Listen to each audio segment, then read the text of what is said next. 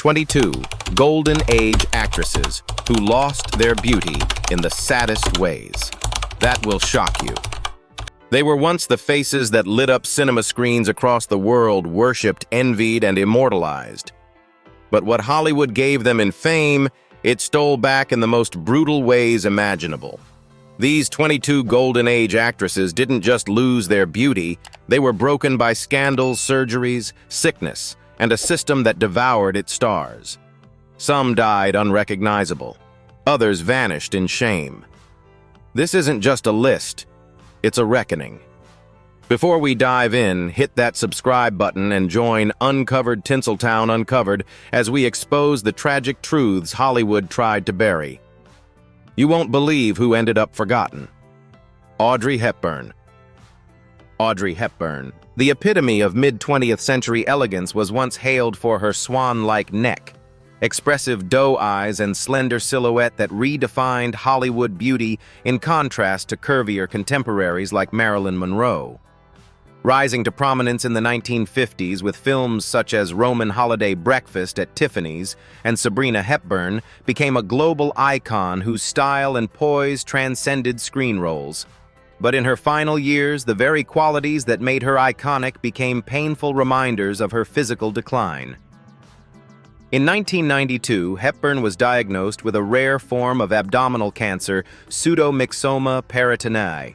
Already slim, her illness caused her frame to become alarmingly gaunt. The cheekbones that once graced magazine covers became stark against her hollowed face. Her last public appearances shocked fans as her fragility was impossible to mask, even beneath designer garments and makeup. Despite her weakening condition, Hepburn devoted her final months to humanitarian work, traveling to famine-stricken Somalia as a UNICEF ambassador.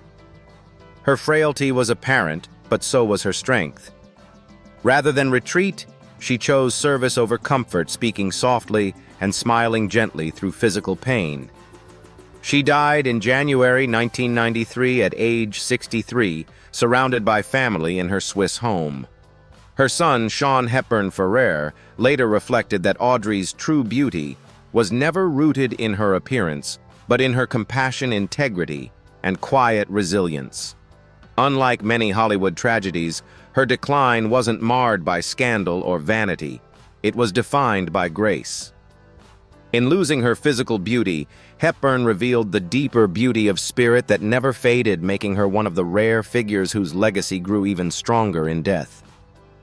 Susan Hayward, with her fiery red hair and piercing emerald eyes, commanded the screen during the 1940s and 1950s with roles in Smash Up the Story of a Woman with a Song in My Heart and I Want to Live, for which she won the Academy Award for Best Actress in 1959. Her striking coloring and fair complexion made her a favorite for Technicolor productions where her beauty practically glowed on screen. Yet her health would become entangled in one of Hollywood's most devastating and underreported scandals. In 1956, Hayward filmed The Conqueror near St. George, Utah, just downwind from U.S. government nuclear testing sites in Nevada. Unbeknownst to the cast and crew, the region was contaminated with radioactive fallout. Of the 220 individuals involved in the film, an alarming number 91 would later develop cancer. Hayward began suffering migraines and unexplained fatigue in the late 1960s. By 1972, she was diagnosed with brain cancer. Radiation treatments and aggressive medications altered her physical appearance dramatically. Her once vibrant skin became pale and waxy. Her iconic hair thinned considerably, and her once lively gaze grew distant under the weight of morphine and constant pain. Her final public appearance at the 1974 Academy Awards was a heartbreaking sight. Heavily made up and visibly frail, she shocked an audience unprepared for such transformation. 2 months later, she died at the age of 57. Susan Hayward's legacy remains overshadowed by the tragedy of The Conqueror, a film that not only flopped, but left a trail of sickness and death in its wake. Her beauty was not taken by age addiction or vanity, but by invisible poison and institutional secrecy. She remains a symbol of how carelessness and silence can destroy even the most brilliant stars. Ava Gardner was once famously described as the most irresistible woman ever to grace the silver screen. With her green eyes, full lips, and flawless bone structure, she exuded a sensual confidence that was both exotic and timeless. Gardner burst onto the scene with The Killer's 1946 and cemented her place as a femme fatale in films like Mogambo and The Barefoot Contessa. Her natural magnetism stunned directors and audiences alike. Behind the camera, Gardner lived as fiercely as she acted. A lover of jazz cigars and late-night parties, she had stormy marriages to Mickey Rooney, Artie Shaw, and Frank Sinatra. Her private life was marked by passionate affairs and fiery outbursts which fueled headlines for decades. But time and lifestyle eventually took their toll. In 1986, at age 63, Ava Gardner suffered a massive stroke that left the left side of her body and face paralyzed. Her once radiant smile became asymmetrical. Her speech slurred and her mobility restricted. She withdrew from public life, living quietly in her London apartment with her housekeeper and a small circle of friends. She became increasingly reclusive, reportedly removing most mirrors from her home. In interviews, she would angle herself to conceal her affected side-masking pain with practiced grace. Her days of dazzling premieres and seductive glamour had faded into silent suffering. Ava Gardner passed away in 1990 at the age of 67. In her final years, the dazzling starlet whose face once lit up billboards was rarely seen.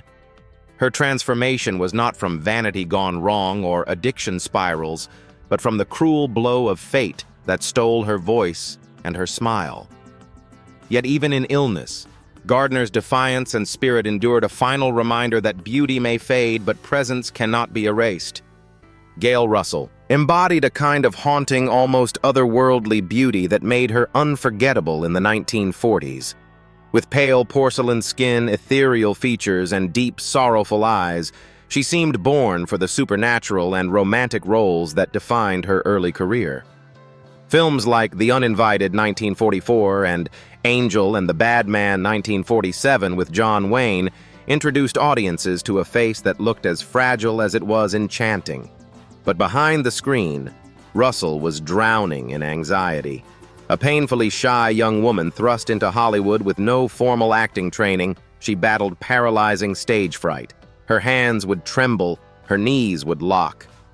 In a misguided effort to calm her nerves, Paramount studio handlers introduced her to alcohol, setting the stage for a tragic spiral. As the 1950s approached, Russell's addiction became visible. Her flawless skin grew blotchy, her figure bloated and then emaciated, fluctuating with her drinking. Her once clear eyes turned glassy, dimmed by the toll of dependency. By 1957, a drunk driving arrest shattered her image. Her mugshot showed a woman unrecognizable from the star she once was. Attempts at comebacks failed. The studios labeled her uninsurable. The industry that once praised her beauty now turned away. On August 26, 1961, Gail Russell was found dead in her Los Angeles apartment surrounded by empty liquor bottles. She was just 36. The cause was liver damage and malnutrition. John Wayne, who admired and tried to support her later, said that Hollywood had destroyed one of its finest talents. Gail Russell wasn't a cautionary tale of fame gone wild. She was a victim of fear, poorly managed mental health, and an industry that valued her beauty but never cared for her soul. Jean Tierney possessed a kind of classical beauty, rarely seen an oval face framed by high cheekbones, wide-set green eyes, and a delicate overbite that only enhanced her mystique. Director Darryl F. Zanuck once called her the most beautiful woman in Hollywood. Her roles in Laura 1944, Leave Her to Heaven, and The Razor's Edge showcased not only her elegance, but an emotional range that set her apart from her peers. Yet her life unraveled due to a tragedy few actresses could have endured. In 1943, while pregnant, Tierney contracted rubella after a fan broke quarantine to meet her at a Hollywood canteen event. Her daughter Daria was born blind, deaf, and cognitively impaired. The guilt tormented Tierney. She spiraled into deep depression, followed by erratic behavior and multiple suicide attempts. By the early 1950s, she was committed to the Menninger Clinic, where she underwent over 27 electroconvulsive therapy (ECT) sessions. These treatments, crude and unrefined at the time, helped stabilize her mind, but left subtle damage to her facial musculature. Observers noted her smile no longer reached her eyes, and her expressions appeared muted. Her once luminous face now oddly still. Despite these effects, Tierney attempted a return in Advise and Consent 1962, but her diminished vibrancy was apparent. Her once captivating screen presence felt restrained, as if her emotional connection to the camera had been severed. Tierney spent her later years quietly in Houston, Texas, away from the public eye. She died in 1991 at the age of 70. In her memoir, she wrote, "They fixed my mind, but something in my face never quite came back." Her story is not about vanity. It's about how trauma etched itself into the very face the world once adored, a face that told the truth even in silence. Hedy Lamarr was often referred to as the most beautiful woman in the world. Her symmetrical features, translucent skin, and hypnotic dark eyes captured the imagination of audiences in films like Algiers 1938, Ziegfeld Girl, and Samson and Delilah. But her beauty, though dazzling, became both her prison and her downfall. What Hollywood failed to recognize was that Lamarr was more than a face. She was a brilliant inventor. During World War II, she co-developed a radio frequency hopping system meant to protect Allied torpedoes from signal jamming. This foundational technology later evolved into Wi-Fi, GPS, and Bluetooth. Yet during her lifetime, these contributions were ignored, overshadowed by her on-screen allure. As she aged, Lamarr became desperate to preserve the youthful face that had defined her stardom. In the 1960s, she underwent multiple cosmetic procedures, including early collagen and silicone injections. One procedure involved injecting industrial-grade silicone into her cheeks and lips, a dangerous and irreversible choice. The results were disastrous. Her facial symmetry became distorted, and her expressions turned stiff and unnatural. By the 1970s, Lamarr had retreated from the public eye. She faced multiple arrests for shoplifting and refused television appearances. Friends said she would only speak to people over the phone, avoiding cameras completely. Her later photos reveal a face unrecognizable from the goddess Hollywood once worshipped. Lamarr passed away in 2000 at the age of 85. Only after her death was her groundbreaking technological contribution formally honored, including a posthumous induction into the National Inventors Hall of Fame. In the end, her legacy became a tragic paradox. Her mind was revolutionary, but society only saw her beauty until it was gone. The world remembered her too late for what truly made her extraordinary. Rita Hayworth, the red-haired enchantress immortalized in Gilda 1946, was once the very embodiment of sex appeal. With her long auburn waves, sultry eyes, and lithe frame, she became known as the love goddess of the 1940s. Her image was so powerful, it was painted on the side of atomic bombs during World War II. Yet behind the alluring facade was a woman shaped and scarred by Hollywood's relentless manipulation. Born Margarita Cancino, Hayworth underwent extensive physical alterations early in her career. Her hairline was painfully electrolyzed to appear more Anglo, and she endured years of body reshaping through diet and costume design. This reinvention made her a star, but also began the erosion of her identity. By the 1960s, Hayworth began showing signs of cognitive decline. She struggled with memory loss, confusion, and emotional outbursts often misattributed to alcoholism. It wasn't until 1980 that she was correctly diagnosed with early-onset Alzheimer's disease, one of the first public figures to bring awareness to the condition. Her once effortless glamour deteriorated as the disease progressed. Her signature confident stride turned into hesitant shuffles. Her face, once so alive on screen, became vacant, her expressions flattened. On film sets, she forgot lines, sometimes asking, "What am I supposed to say?" Her final roles were marred by visible confusion and frustration. Hayworth died in 1987 at the age of 68. Her daughter, Princess Yasmin Aga Khan, became a tireless advocate for Alzheimer's awareness, founding a gala in Rita's name. Her decline was not the result of vanity or scandal, but of a devastating disease that stole her mind and dignity. Rita Hayworth's story is a reminder that beauty can be an illusion, and that behind even the brightest smiles, silence may be hiding suffering that the public never sees. Grace Kelly was the embodiment of elegance. With her porcelain complexion, golden hair, and dignified poise, she seemed almost ethereal, more myth than mortal.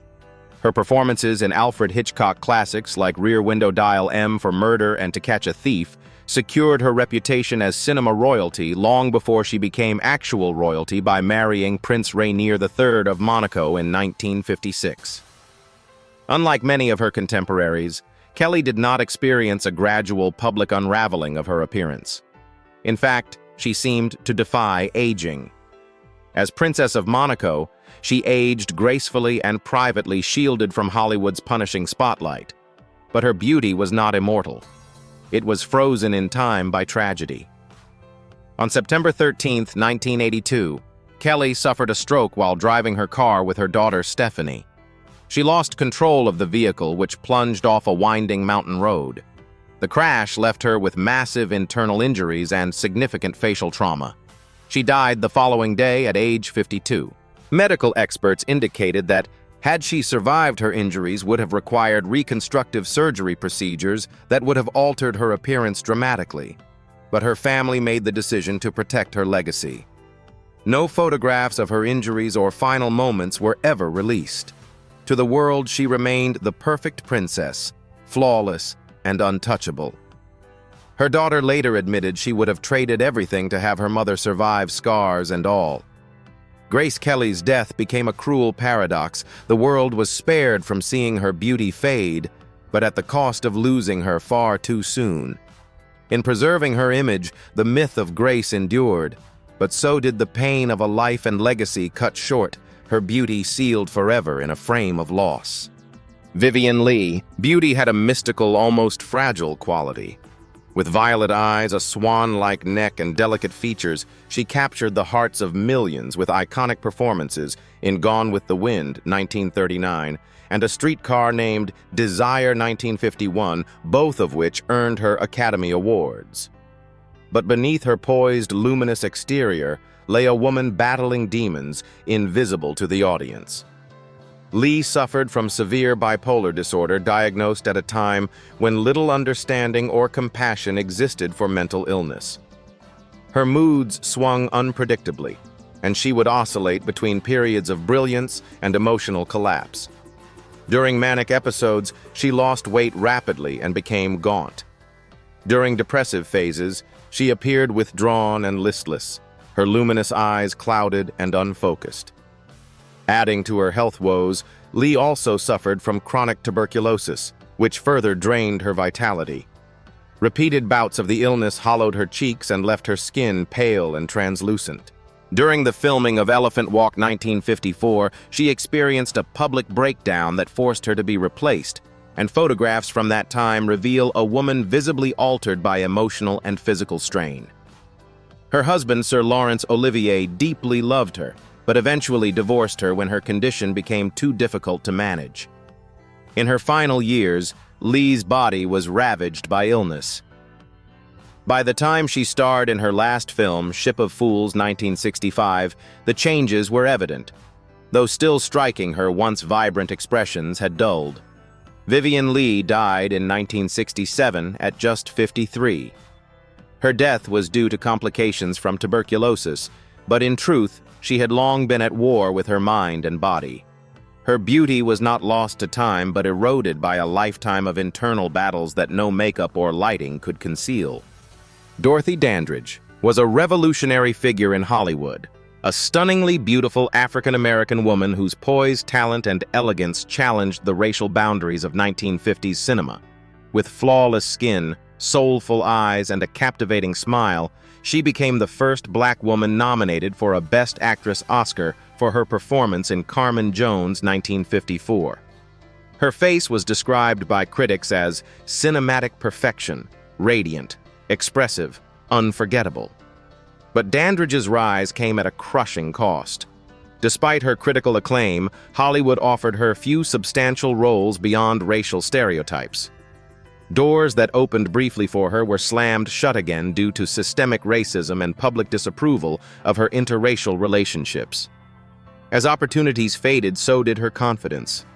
By the early 1960s, stress and heartbreak began to manifest physically. The vibrant glow that had defined her youth gave way to dark under-eye circles, weight fluctuations, and visible fatigue. During interviews, she sometimes appeared distant or anxious, her once bright presence muted by emotional exhaustion. Adding to her burdens was the responsibility of caring for her severely disabled daughter and the financial devastation left by a deceitful second husband. To cope, Dandridge turned to alcohol and prescription medication. In her later years, she was photographed looking far older than her age. Her expressions clouded her beauty, shadowed by years of hardship. In 1965, she died at just 42 from an overdose ruled accidental, but steeped in sorrow. She was found alone in her Los Angeles apartment, her career long behind her. Dandridge remains a symbol of both pioneering courage and tragic potential unfulfilled. Her beauty didn't fade due to vanity or neglect. It was worn down by rejection, racism, and relentless pressure to survive in an industry that never gave her the space to thrive.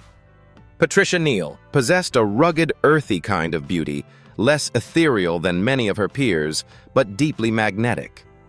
With her smoky voice, expressive eyes, and sharp cheekbones, she brought gravitas to roles in The Day the Earth Stood Still, 1951, A Face in the Crowd, 1957, and HUD, 1963, the last of which won her the Academy Award for Best Actress.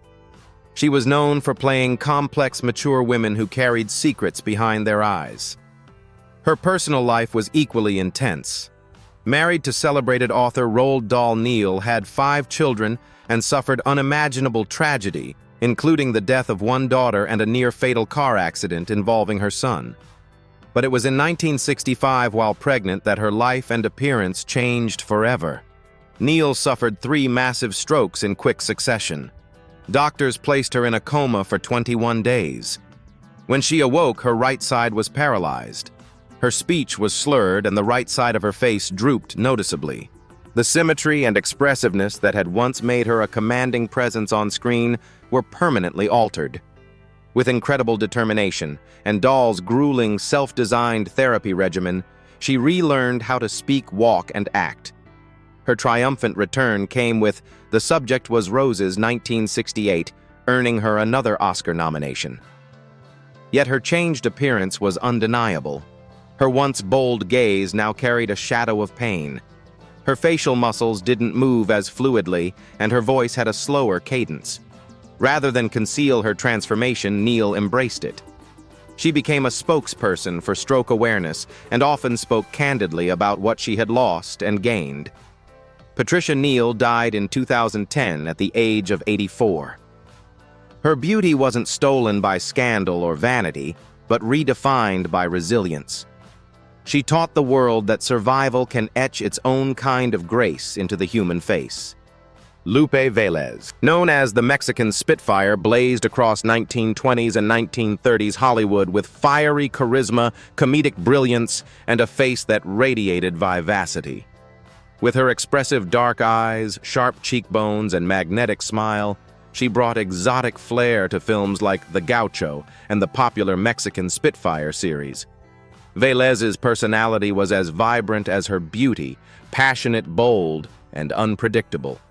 Her off-screen life was just as explosive. High-profile affairs with stars like Gary Cooper and a volatile marriage to Johnny Weissmuller made her a regular in gossip columns. But by the early 1940s, her career began to wane. The transition to more naturalistic acting and a shift in Hollywood trends left little space for her theatrical charm and strong accent. When Velez became pregnant in 1944 by actor Harold Maresh, who allegedly refused to marry her, she faced a crushing dilemma. Unwed motherhood at that time, especially for a Latina actress, risked scandal and career suicide. In despair, she staged a final act as meticulously as a film set, dressed in silk pajamas, surrounded by candles and flowers. She took a lethal dose of sleeping pills, intending to leave a beautiful, dignified image behind. But history has not been kind. A salacious and fabricated story claimed she had a violent reaction to the pills and drowned in a toilet, an ugly rumor popularized by Hollywood Babylon. This false narrative eclipsed her artistry and self-possession in death. Lupe Velez died at just 36. Her beauty was not lost through age or addiction, but erased by a media machine that found more profit in mockery than truth.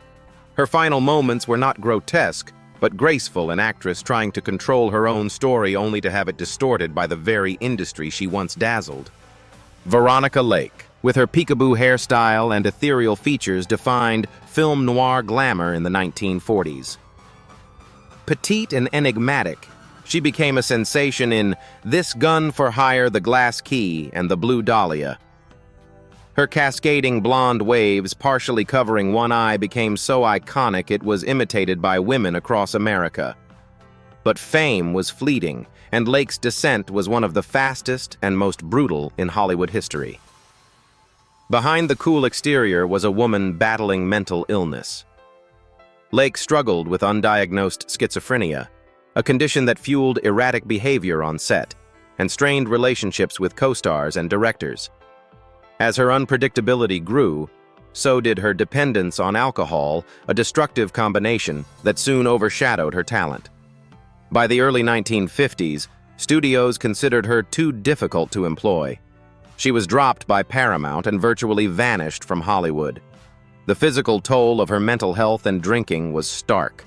Her once glowing skin became sallow, her frame bloated, and her signature golden hair lost its luster. In 1962, she was discovered working as a cocktail waitress in a New York hotel, unrecognizable from the starlet who once graced magazine covers. At just 39, she looked decades older.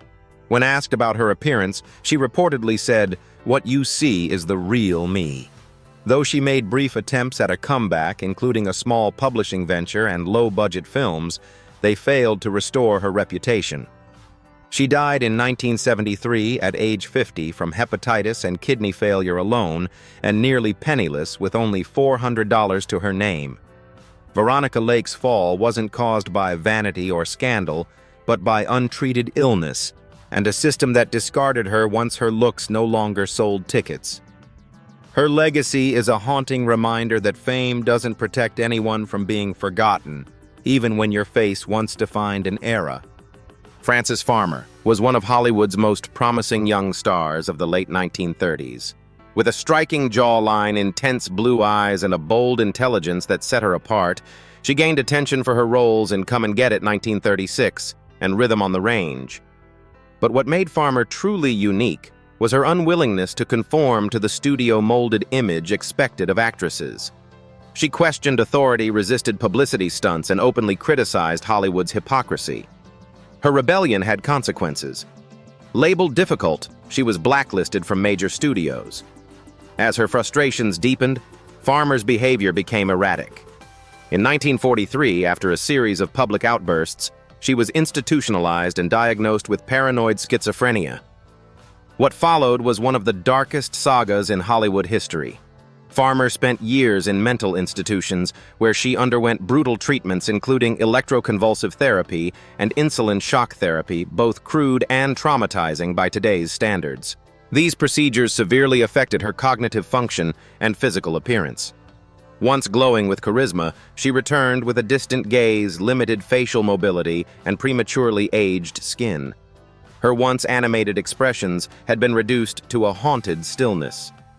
Despite attempts to revive her career in the 1950s, she was barely recognizable on screen. Critics noted that the camera which once adored her seemed confused by the woman it now captured. She passed away in 1970 at the age of 56 from esophageal cancer.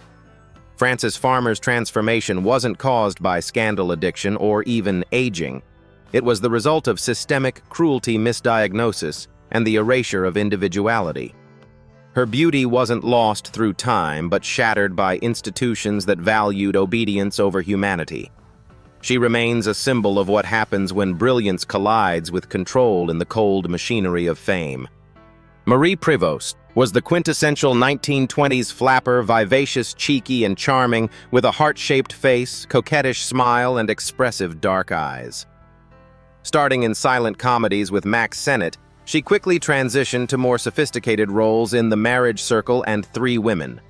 Her combination of comedic timing and physical allure made her a top box office draw by the mid-1920s. But tragedy struck in 1926 when her beloved mother was killed in a car accident. The emotional toll devastated Prévost, plunging her into a long-lasting depression. She turned to alcohol for solace, and her relationship with food became erratic, swinging between extreme dieting and binge eating. Hollywood, ruthlessly unforgiving of physical changes, began to reject her. By the early 1930s, her once petite figure had changed, and gossip columns mocked her appearance. Desperate to regain her place, she resorted to unhealthy crash diets, which further weakened her body and dulled her once radiant complexion. Roles dried up, and she was soon relegated to uncredited parts and poverty. Her final years were marked by isolation and increasing instability. In January 1937, she was found dead in her Hollywood apartment, alone, malnourished and broke at the age of 38. Tabloids spread the horrific and false rumor that her body had been partially eaten by her dog, a grotesque myth perpetuated by Kenneth Anger's Hollywood Babylon. The real tragedy of Marie Prévost's story is how a once glamorous actress was reduced to punchlines and myth. Her beauty didn't fade from scandal, it was worn away by grief, neglect, and the entertainment industry's cruel obsession with perfection. She died forgotten by the very system that once celebrated her, proving that fame, when conditional on youth and figure, is as fragile as the women it claims to adore. Mae Murray, once called the girl with the bee-stung lips, was a star of silent-era opulence and excess. With platinum curls, kohl-rimmed eyes, and a flamboyant style that bordered on regal, she captivated audiences in films like The Merry Widow, 1925, and Fascination. Known for her exaggerated expressions and theatrical costumes, she embodied the glamour of the Roaring Twenties. But Murray's fall was steep. At the height of her fame, she made a disastrous decision to walk away from MGM after clashing with studio head Louis B. Mayer. This effectively blacklisted her from major productions. Simultaneously, she married Prince David Mindivani, a self-styled European aristocrat whose financial mismanagement left her destitute. Her wealth vanished, and so did the roles. Refusing to adapt to changing times, Murray continued dressing like a 1920s starlet well into the 1940s and 1950s, feather sequins and heavy makeup masking an aging face that the industry no longer valued. She became a fixture on Hollywood Boulevard, wandering in outdated gowns, insisting she was still a star. Her signature pout sagged, and her voice, once commanding, now trembled with denial. By 1964, she was found disoriented and homeless in St. Louis, far from the limelight she once ruled. She died a year later at age 75, believing she had merely taken a pause from stardom. Mae Murray's tragedy wasn't just the loss of physical beauty, it was the heartbreaking refusal to let go of an era that had abandoned her. Her story serves as a cautionary tale about clinging to illusions in a town where time and fame wait for no one. Dolores Hart was Hollywood's golden ingenue of the late 1950s. With her radiant smile, porcelain skin, and expressive blue eyes, she captured hearts in films like King Creole and Loving You, opposite Elvis Presley. Nicknamed the girl who kissed the king, she seemed destined for long-lasting stardom. But at the height of her fame, Hart shocked the world. In 1963, at just 24, she walked away from Hollywood and joined the Benedictine Abbey of Regina Laudis in Connecticut, becoming a cloistered nun. Her transformation wasn't due to scandal, tragedy, or fading relevance. It was a conscious rejection of the superficial demands of celebrity life. Inside the Abbey, her glamorous wardrobe gave way to a simple habit. She traded the red carpet for prayer vigils and communal labor. Over time, the natural aging process took hold. Her once flawless skin wrinkled her eyes, lost their youthful sparkle, and her movements became slower. But unlike others, Hart embraced the change. In her own words, "What I gave up was the illusion of being beautiful." Hart later appeared in the 2012 Oscar-nominated documentary, God is the Bigger Elvis, where audiences glimpsed her aged face not broken, but serene. Her voice, softened by decades of spiritual devotion, still carried the warmth that once graced sound stages. Now known as Mother Dolores, she continues to live in quiet service. Her journey shows that beauty, when stripped of vanity and external validation, can evolve into something far deeper. She didn't lose her beauty, she redefined it. In a world obsessed with youth, her choice remains one of the most graceful exits Hollywood has ever witnessed. Susan Peters was Hollywood's next great hope in the early 1940s. With her gentle voice, intelligent eyes, and understated grace, she earned an Oscar nomination for Random Harvest 1942 and was poised to be MGM's next marquee star. Her beauty wasn't flashy, it was quiet, genuine, and deeply human. But everything changed in January 1945. During a duck hunting trip with her husband, actor Richard Quine Peters, accidentally discharged a rifle, severing her spinal cord. At just 23, she was permanently paralyzed from the waist down. The accident was devastating not just physically but professionally. Studios didn't know what to do with a wheelchair-bound actress. She returned to acting in The Sign of the Ram 1948, playing a disabled character, but the emotional strain was evident. Once expressive and lively, her face now carried signs of chronic pain and internal torment. Prolonged immobility altered her posture and complexion, while medication left her visibly drained. Her smile, once effortless, became guarded. As her health declined, she battled depression and anorexia. Her radiant glow dimmed to a pale fragility. Photos from her final years show a woman diminished not just by injury, but by isolation and loss of purpose. In 1952, at age 31, she died from complications related to kidney failure and malnutrition. Susan Peters' beauty wasn't destroyed by fame or excess, it was stolen in a single tragic moment. Yet in the face of unimaginable loss, she never allowed herself to be defined solely by her condition. Her life reminds us that beauty is not just what the world sees, it's what someone still tries to give even when the world looks away. Linda Darnell was often described as having the perfect face. With luminous skin, almond-shaped eyes, and a symmetrical beauty that defied flaw, she rose to fame in the 1940s with films like Forever Amber and A Letter to Three Wives. Unlike many actresses, her appearance was so revered that studio executives forbade makeup artists from altering her features. But as she moved into her 30s, Hollywood's obsession with youth began to push her aside. Roles grew scarce, and she turned to television and theater to sustain her career. Off-screen, she struggled with alcoholism, financial instability, and a string of failed relationships. The stress aged her quickly, softening the contours that once defined her face and dimming her once vibrant presence. In 1965, while staying at a friend's home in Illinois, tragedy struck. A fire broke out in the early morning. Darnell, trying to save a child from the flames, suffered third-degree burns over 80% of her body. She died the next day at age 41. The irony was brutal. A woman once celebrated for her flawless beauty died disfigured in an act of selfless heroism. There were no final, glamorous photos, no curtain call, just a horrific end that contrasted everything she had once represented. Linda Darnell's story is a haunting reminder of how quickly beauty can be consumed, not just by time or illness, but by chance.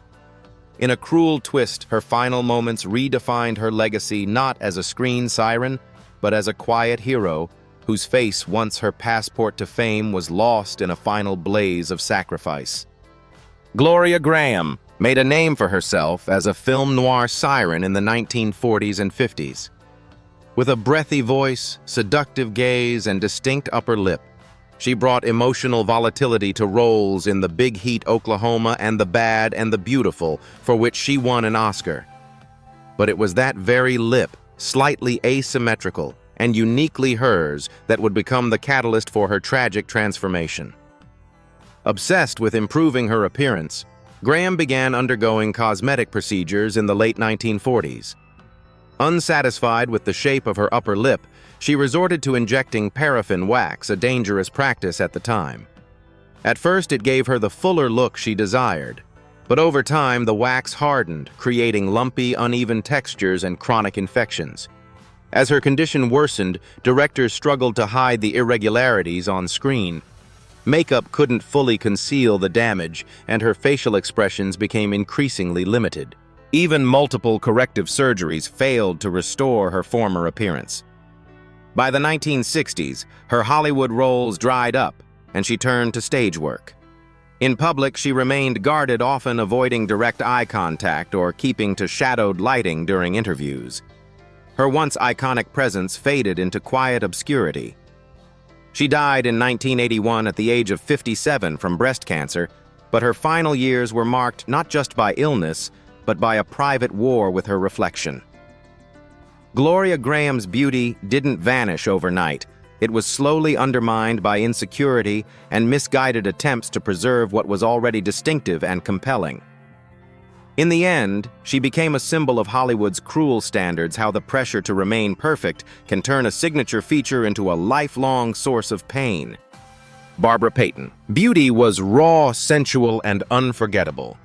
With platinum blonde hair, piercing eyes, and a sultry confidence, she seemed destined to follow in the footsteps of Jean Harlow and Lana Turner. Her breakout in Kiss Tomorrow Goodbye 1950 opposite James Cagney suggested she could handle serious roles. But Hollywood wasn't prepared for Payton's tempestuous personal life. Her career quickly unraveled due to a highly publicized love triangle involving actors Franchot Tone and Tom Neal. A violent altercation between the two men left Tone hospitalized and Payton branded as tabloid poison. Though studios loved her looks, they feared the scandals. The roles stopped coming. As opportunities disappeared, Payton spiraled into alcoholism, prostitution, and drug use. Her appearance deteriorated rapidly. By her mid-30s, her once flawless complexion had become leathery and pockmarked, her hair brittle and her eyes vacant. Her mugshots and tabloid photos showed a woman aged far beyond her years, more ghost than goddess. In 1963, she published a raw memoir titled I Am Not Ashamed, detailing her descent. It was a last cry for recognition, but it only fueled the public's fascination with her fall. She died in 1967 at the age of 39, from heart and liver failure, living in a squalid Los Angeles motel. Barbara Payton's beauty wasn't lost. Naturally, it was devoured by fame's dark underside exploitation scandal, and the brutal price of a reputation tarnished too soon. Her name became shorthand for wasted potential, a warning to future starlets about how fast Hollywood love can turn to indifference, and how beauty alone is never enough to survive it. Judy Garland. Transformation from wide-eyed Dorothy in The Wizard of Oz to a worn-out legend is perhaps the most tragic of all. Born Frances Ethel Gum, she was signed by MGM at just 13, and her looks were quickly deemed unmarketable. Studio heads forced her onto a regime of crash diets, amphetamines, and sleeping pills to maintain a slim figure and meet grueling performance schedules. Her insecurities were weaponized. Makeup artists altered her nose corsets, shaped her body, and executives constantly reminded her that she wasn't conventionally beautiful. The psychological toll was immense. Garland developed lifelong issues with body image, self-worth, and addiction, all while becoming one of the greatest entertainers of her generation. Her later years were marked by erratic performances, canceled shows, and worsening substance abuse. The physical effects were stark. Once fresh-faced and glowing, she appeared increasingly gaunt or bloated depending on her health and drug cycles. Her eyes, once so expressive, often looked exhausted and distant. Public sightings in the 1960s shocked fans who remembered the girl skipping down the yellow brick road. Garland died in 1969 at age 47 from an accidental barbiturate overdose. She was broke, malnourished, and emotionally fractured. Her funeral drew thousands, but few had truly understood the pain behind her meteoric rise and heartbreaking fall. Judy Garland's beauty was destroyed not by time or poor choices, but by a system that commodified her from adolescence. She wasn't just a casualty of fame, she was its most tragic symbol. Her face, once manipulated for the screen, eventually bore every crack of a life spent performing for love she was never allowed to give herself. These 22 stories aren't just about fading beauty. They're about the relentless cost of fame in an industry that worshipped youth, then punished women for aging. From studio betrayal to medical misfortune, each actress faced a unique tragedy behind the glamour. But which loss felt the most unjust to you? Was it Judy Garland's collapse under Hollywood's cruel control or Susan Peters' stolen future? Let us know in the comments. Your voice matters. At Uncovered Tinseltown Uncovered, we honor truth over fantasy and legacy over illusion. Don't forget to like, share, and subscribe for more stories that reveal the soul behind the spotlight.